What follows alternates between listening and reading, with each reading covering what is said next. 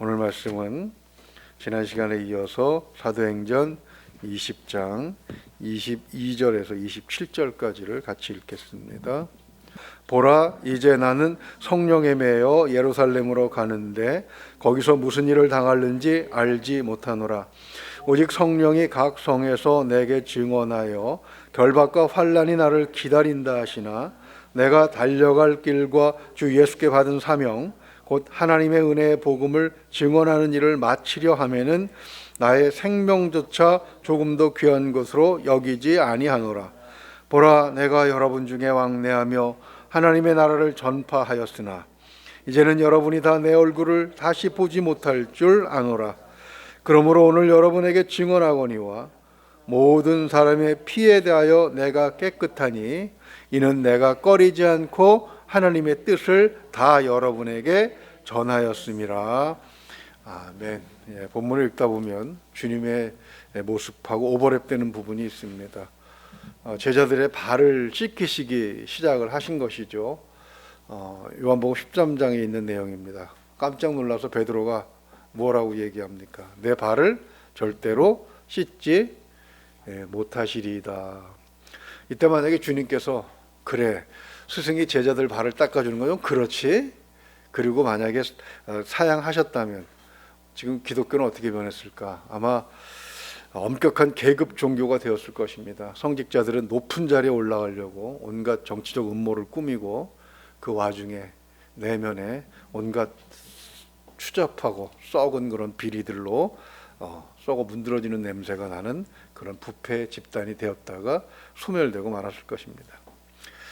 주님은 베드로의 만류를 듣고 이렇게 말씀하시죠. 내가 너를 씻어주지 아니하면 네가 나와 상관이 없느니라.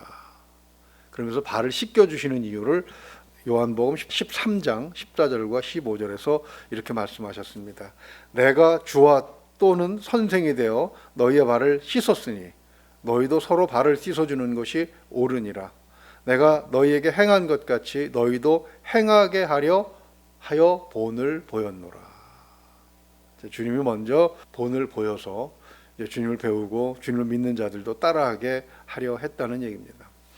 우리가 어제 살펴본 18절에서 21절까지의 내용을 보게 되면 사도 바울이 가졌던 사역의 이유는 물론 복음 전파였지만 자신의 모습이 믿음의 후배들에게 본이 된다는 사실도 염두에 두었음을 우리가 파악할 수 있었습니다. 자신이 걸어가는 길은 물론 주님이 가신 길이지만, 길을 따르는 것이지만 그 길을 또 다른 제자들이 따르게 된다는 것을 그는 의식하고 있었죠.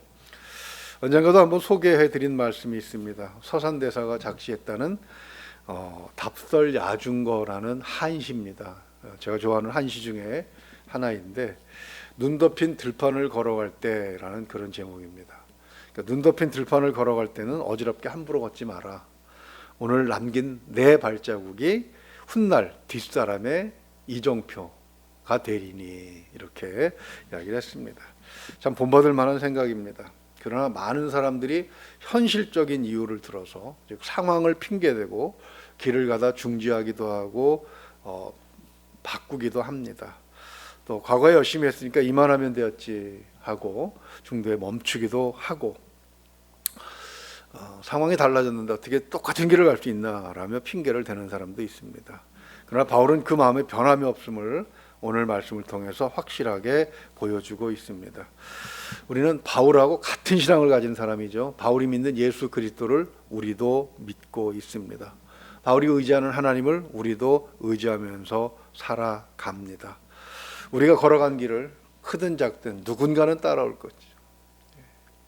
교회에서 내 뒤에 또 권사가 될 사람들이 있을 것이고, 또 내 뒤에 목사가 될 사람들이 있고, 또 그 뒤로 사모가 될 사람들도 있고, 후배들은 계속해서 나오게 되지요. 그렇다면 우리의 모습이 바로 그 사람들의 이정표, 그 사람들의 길라잡이가 될 수도 있다는 이런 생각을 하면 사실 본문이 무섭기도 합니다. 자, 그렇다면 그리스도인으로서 현실 앞에서도 자신의 신념과 본분을 지키려면 어떤 자세를 가져야겠습니까? 우선 바울 앞에 닥친 현실적인 문제를 한번 점검해 보려고 합니다. 22절 10절을 다시 한번 보시죠. 예루살렘으로 가는데 거기서 무슨 일을 당할지 알지 못한다, 이렇게 말씀하고 있습니다. 그런데 23절을 보게 되면 누가 들려주었는데 성령께서 가르쳐 주신 사람들이 내게 와서 말했는데 결박과 환난이 기다린다고 하더라. 그렇죠? 결박과 환난의 정도가 얼마나 되겠습니까? 24절 하반절을 보게 되면 나의 생명조차 조금 더 귀한 것으로 여기지 아니할 만큼 그렇게 위협적이었다는 사실을 지금 암시하고 있죠. 25절 하반절 한번 보십시오. 이제는 여러분이 다 내 얼굴을 다시 보지 못할 줄 아노라. 죽음을 각오하고 있다는 사실입니다. 거의 이렇게까지 얘기한다면 거의 예루살렘에 들어가서 예수님처럼 십자가 못 박혀 죽을지도 모르겠다는 각오를 가지고 가고 있는 거죠. 상황이 이렇다면 대부분의 사람들은 진로를 바꾸거나 어디 숨을 곳을 찾아서 잠적해 버리거나 또 상황이 잠잠할 때까지 숨죽이고 지내기도 할 것입니다. 활동을 활발하게 하던 사람이 핍박과 박해 때문에 잠적해서 조용히 지내는 것, 그것도 쉬운 일은 아니죠. 성경을 보게 되면 하나님께서 강권해서 그렇게 하신 사람도 있습니다. 누굽니까? 엘리야 선지자 같은 경우는 또 그렇습니다. 어느 것이 옳다 그러다 말하기 전에 내가 놓여진 상황에서 성령께서 어떻게 나를 인도하셨고 결과가 무엇인가 하는 부분을 우리는 좀 생각을 해야 됩니다. 이렇게 얘기할 때 우리는 우리 기독교 역사 150년밖에 안 되지만 이와 오늘의 주제와 비슷한 상황 속에서 부끄럽고 또 동일하지만 자랑스러운 그런 역사를 우리는 가지고 있습니다. 죽기 전에 현실에 타협한 그런 죄를 고백하고 그것만으로도 역시 그분이다라고 평가를 받는 분이 있습니다. 한경직 목사님이죠. 한경직 목사님은 템플턴 상도 받고 그 상을 받고 모든 사람들이 훌륭하다라고 막 축혀 세워질 때 그때 자기가 젊어서 저지른 죄를 고백을 합니다. 나는 신사참배를 한 사람이요. 그랬더니 사람들이 더 열광을 합니다. 왜냐하면 그동안에 신사참배를 했음에도 불구하고 자백한 사람이 없었거든요. 얘기가 나온 김에 조금 더 구체적으로 얘기하면 조선정독부는 한국인에게 집요하게 신사참배를 강요했죠. 처음에는 거절했지만 천주교, 성결교, 성공회, 성결교, 구세군, 감리교 이런 순서대로 다 굴복을 하고 맙니다. 우리 장로교의 경우는 1938년 9월 10일 평양 서문박 교회에서 제27차 총회를 열어서 신사참배를 결의합니다. 일본 군인들이 삥 둘러서서 총칼을 들고 위협적인 상황에서 했다고는 하지만 홍택기, 한경직, 조승재, 최지화 목사 등은 거기에 참석을 했는데 총회장은 회원들의 가부도 묻지 않고 그냥 일방적으로 만장일치로 선언한 것을 보면 이미 정신적으로 굴복을 하고 있었다, 그런 생각을 할 수밖에 없습니다. 그 유명한 분들이 거기서 국민정신총동원 조선예수교 장로회 연맹을 결성해서 모금을 하고 조선 장로호라는 비행기를 천황에게 바치기도 했습니다. 이게 참 한번 그렇게 쓰여지면은요, 참 그 물건이든 사람이든 거기서 벗어나기가 그렇게 쉽지는 않은 것 같습니다. 평양의 이 서문박 교회는 신학교도 운영을 하면서 많은 그 훌륭한 목회자들을 배출한 그런 교회입니다. 그런데 그렇게 한번 쓰여지니까 6.25 때는 무슨 짓을 했냐면 북한에 있는 목사들, 장로들이 모여가지고 김일성이 이 전쟁에서 이기게 해달라는 기도회를 바로 그 교회에서 열게 됩니다. 이 참 한번 그렇게 쓰여지게 되면 사탄은 계속 걸고 넘어가는 거예요. 지금은 그 자리가 무엇으로 쓰입니까? 만수대 공연장으로 쓰인다고 그러더라고요. 김일성 찬양하는 그런 장소가 되어 버렸습니다. 한번 어긋나면 정말 돌아오기가 힘들다는 생각을 하게 됩니다. 해방되면서 신사참배 굴복하지 않고 끝까지 저항하다가 옥고를 치른 목사님들이 신사참배를 받아들였던 목사님들에게 공개적으로 회개와 참회 시간을 가질 것을 요구한 것은 어쩌면 당연한 일이었을 것입니다. 근데 받아들이지 않죠. 그래서 51년도에는 1951년에 전쟁 중임에도 불구하고 장로교가 갈라집니다. 그래서 고신파 그리고 나머지로 갈라지죠. 영적 순결을 지켰는데 어떻게 너희 같은 것들하고 같이 있겠느냐. 그렇게 해서 부산 중심의 고신이 갈라지고, 그렇게 한번 갈라지기 시작하니까 53년에는 또 진보와 보수로 갈라집니다. 아니 기독교에 무슨 진보와 보수가 있어서 갈라집니까? 그리고 59년에는 수치스럽게도 통합과 합동으로 이렇게 갈라지게 되는데, 이유가 뭐죠? 제가 여러 번 말씀드렸습니다. 왜 총회장은 경상도 사람만 아느냐? 전라도도 좀 한번 해보자. 사도 바울이 죽음을 예견하면서도 믿음의 후배들에게 떳떳할 수 있는 그 길을 간 것은 현실적으로 결코 수월한 길은 아니라는 것입니다. 그러나 동일한 사건 내에서도 한국 기독교는 또 부끄럽지 않은 기록을 남기고 있습니다. 우리 44년에 순교하신 산정현교회 주기철 목사님을 비롯해서 사도 바울의 길을 따른 분들이 참 많죠. 그것이 우리 교회의 사실은 생명입니다. 약 2,000여 명이 투옥되었고, 신사참배를 거부하다가, 목사나 장로들도 있겠지만 일반 성도들 2,000명이 투옥되었고, 그리고 200여 교회가 폐쇄되었습니다. 그러면서 50명의 순교자를 갖게 된 것이죠. 얼마나 감사한지 모르겠습니다. 겉보기 많은 타락한 부분들이 있더라도 이렇게 사도 바울의 길을 따라 순교의 길을 가는 분들도 있었습니다. 바로 그분들이 생명력이, 우리 교회의 생명력이 되고 있는 것이죠. 자, 그렇다면 어떻게 고난과 죽음 앞에서 현실에 타협하지 않고 믿음의 길을 꼿꼿하게 걸어갈 수 있는가? 서론의 시간을 너무 많이 보냈습니다만 한번 정리 한번 해보죠. 즉 현실과 타협하지 않는 능력을 간단하게 정리하면 22절 한번 보십시오. 22절 보게 되면 보라 이제 나는 뭐에 매여? 성령에 매여. 그러니까 성령의 인도하심을 받는 길 뿐이라는 것입니다. 그렇죠? 19장 21절에서 우리가 이미 살펴본 대로 성령의 강권하심이 있었습니다. 영적 민감성이 있다면 성령께서 이끄시는 것을 우리는 느낄 수밖에 없는 것이죠. 이사야 55장 8절에서 이런 말씀이 있습니다. 이는 내 생각이 너희 생각과 다르며 내 길은 너희 길과 다름이니라 여호와의 말씀이니라. 우리 그 차이를 성령이 함께 하시고 성령께서 인도하시는 삶을 산다면 바로바로 느낄 수 있다라는 것입니다. 목회를 하다 보면 현실과 너무 거리가 먼데 목사님 말씀은 비현실적입니다. 그런 얘기를 듣기도 합니다.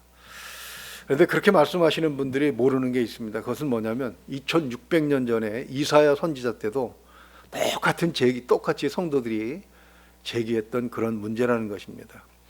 만약에 성경이 쓰여진 시대와 너무 멀리 떨어져 있어서 그 말씀을 삶에 적용할 수 없다면 이 성경을 진리라고 할 수 없는 거겠죠. 성령의 인도하심을 받아야 합니다. 두 번째는 사명을 잊지 말아야 합니다. 24절 한번 볼까요? 24절 참 제가 좋아하는 구절인데 같이 한번 읽어보죠. 내가 달려갈 길과 주 예수께 받은 사명 곧 하나님의 은혜의 복음을 증언하는 일을 마치려 하면은 나의 생명조차 조금도 귀한 것으로 여기지 아니하노라. 사명을 늘 기억하고 있었습니다. 이게 종의 자세죠. 종은 주인이 너 죽어 그러면 죽는 그런 자세로 일하는 바로 그런 자세로 일을 해야 됩니다. 종은 주인을 위해서 살아가는 존재이기 때문에 그렇습니다. 그래서 이와 비슷한 구절이 갈라디아서 2장 20절에 있죠. 내가 그리스도와 함께 십자가에 못 박혔나니 그런즉 이제 내가 사는 것이 아니요 내 안에 그리스도께서 사는 것이라. 이제 내가 육체 가운데 사는 것은 나를 사랑하사 나를 위하여 자기 자신을 버리신 하나님의 아들을 믿는 믿음 안에서 사는 것이라. 이런 각오가 있을 때에 종으로서의 사명을 감당할 수 있을 것입니다. 25절 한번 볼까요? 보라 내가 여러분 중에 왕래하며 하나님 나라를 전파하였으나, 즉 전파하는 자의 사명을 인식해야 됩니다. 어떤 사명? 첫째는 종의 사명, 둘째는 전파하는 자의 사명. 이 전파하는 자라는 말 군대 용어입니다. 전령이라고 합니다. 우리나라에서는 전령은 상관이 준 명령을 토시 하나 틀리지 않고 저 멀리 떨어져 있는 예하 부대에 전해야 됩니다. 그런데 가다가 내가 몸이 아프다 그러고 중간에 말씀을 전하지 않으면 어떻게 되겠습니까? 그쪽 예하 부대는 상부의 명령을 기다리다가 멸망하고 말겠지요. 사도 바울이 전한 복음은 하나님 나라에 관한 것입니다. 그는 아시아에서 전하든 마케도니아에서 전하든 동일한 복음을 전했습니다. 만약에 상황에 따라, 지역에 따라, 사람들에 따라 복음의 내용이 달라진다면 그는 전령의 자격이 없는 것이겠죠. 그 다음에 26절 한번 보시겠습니다. 그러므로 오늘 여러분에게 뭐 하거니와 증언하거니와, 증언하는 자, 즉 증거하는 자라는 뜻입니다. 살아계신 하나님의 말씀이 자신에게 어떻게 역사하셨는지를 증언하는 것이죠. 자, 그렇다면 우리는 무엇을 증언할 것입니까? 우리가 증언할 것은 어떤 것인가? 우리 고린도후서 2장 15절과 16절을 보면 이렇게 말씀하고 있습니다. 우리는 구원받는 자들에게나 망하는 자들에게나 하나님 앞에서 그리스도의 향기니 이 사람에게는 사망으로부터 사망에 이르는 냄새요 저 사람에게는 생명으로부터 생명에 이르는 냄새라. 누가 이 일을 감당하리요? 즉 구원 받은 자의 그 증거를 전하는 사람이라는 것이죠. 그리고 26절 보면은 하반절을 보게 되면 나와 모든 사람의 피에 대하여 내가 깨끗하니, 그리고 27절 보게 되면 내가 꺼리지 않고 하나님의 뜻을 다 여러분에게 전하였습니다, 이렇게 말씀하고 있습니다. 이것은 에스겔서 3장에 나오는 말씀을 인용한 것입니다. 파수꾼이어야 된다는 것이죠. 파수꾼이 성으로 밀려오는 위험을 보았을 때 그것을 알면서도 성 안에 있는 사람들이 그 잠을 깰까봐, 잠을 깨서 자기에게 뭐라고 할까봐 전하지 않으면 그 책임을 누구에게 묻습니까? 파수꾼에게 묻습니다. 근데 파수꾼이 전했는데 듣지 않은 그 사람이 감당하는 것이죠. 그래서 26절 하반절에 모든 사람의 피에 대해서 내가 깨끗하다 이렇게 말씀하고 있는 것입니다. 그는 27절 말씀처럼 꺼리지 않고 하나님의 뜻을 다 전했기 때문에 그는 파수꾼의 역할을 충분히 감당을 했던 것이죠. 말씀을 정리합니다. 죽음을 각오하고 가야 하는 길에서 망설이지 않고 계속 간다는 것, 그 쉽지가 않은 길이죠. 그것이 가능했던 것은 바울이 누구를 의지해서? 오직 성령 하나님을 의지해서 그 길을 가고 있었기 때문입니다. 사실 지금은 바울 때보다 어떤 사람들은 더 힘든 때라고 얘기합니다. 바울 때는 눈에 보이는 총칼을 들고 위협을 하지만, 또 그 돌멩이를 손에 들고 위협하지만 지금은 어떻게 위협합니까? 문화로, 눈에 보이지 않는 그런 것으로 위협을 하고 있기 때문에 그 속에서 바른 길을 간다는 것, 그렇게 쉽지가 않은 것이죠. 그러나 우리가 가는 길, 그 길은 그리스도를 따라가야 하는 길이고, 또 우리가 간 길을 다른 믿음의 후배들도 따라온다는 그런 사실을 우리가 잊어서는 안 됩니다. 그 길을 가기 위해서는 하나님께서 바울을 높이 들어 사용하신 그 이유, 그것을 우리가 생각을 해봐야 됩니다. 성령의 세미한 음성도 늦추지 않는 그런 영적으로 민감함이 있어야 되겠고, 또 받은 사명이 무엇인지를 생각하며 죽으면 죽으리라는 에스더처럼 그런 자세를 가지고 나가야 되겠고, 그리고 주님 앞에서 부끄럽지 않게 저는 맡기신 일 최선을 다해서 하고 왔습니다 라고 그렇게 얘기할 수 있는 종의 자세, 사명자의 자세, 파수꾼의 자세로 살아간다면 우리가 어떤 상황에서도 흔들리지 않게 될 것입니다. 다양하게 전하고 다양하게 사역하는 그 모습들이 있습니다. 어떤 모습이 됐든 우리는 그리스도를 본받는 자의 삶을 살아야 되는 것이죠. 바로 바울이 그렇게 산 사람의 모범이기 때문에 우리가 어떻게 예수 그리스도를 닮을 수가 있느냐라는 변명은 이 바울 앞에서 도저히 할 수가 없는 것입니다. 바울도 우리와 성정이 같은 사람이고, 그는 오히려 예수 믿는 자들을 죽이러 다녔던 죄인 중에 괴수였던 사람이기 때문입니다. 바로 그러한 이유로 인해서 우리는 사도 바울을 지금 보고 있고, 또 성령께서 사도 바울을 주위에서 보라고 말씀하고 계시는 것입니다. 오늘 하루 어떤 상황도 우리를 넘어뜨리지 않고 흔들지 못하는 그런 굳건한 삶을 사시기를 주님의 이름으로 축원을 드립니다. 기도하겠습니다. 은혜로우신 우리 아버지 하나님, 우리는 때때로 여러 가지 형편에 의해서 좋지 않은 환경에 처할 수도 있습니다. 하나님, 지금 아프간에서 차마 전도한 교인들을 두고 오지 못해서 그들을 지키고 있는 선교사들도 있습니다. 또 여러 가지 문제로 인해서 감옥에 갇혀 있는 사람도 있습니다. 또 공산주의 치하에서 믿음을 버리지 않고 하나님을 바라보며 꿋꿋이 견뎌가는, 고난을 견디는 사람들도 있습니다. 하나님, 우리가 무엇으로 불평하며 불만을 말하겠습니까? 예수 그리스도를 따르기로 맹세하고 구원받은 자의 삶을 온전하게 살아갈 수 있도록 하나님 우리를 붙들어 주시옵소서. 간절히 소망하오며 우리 주 예수 그리스도 이름으로 기도하옵나이다. 아멘.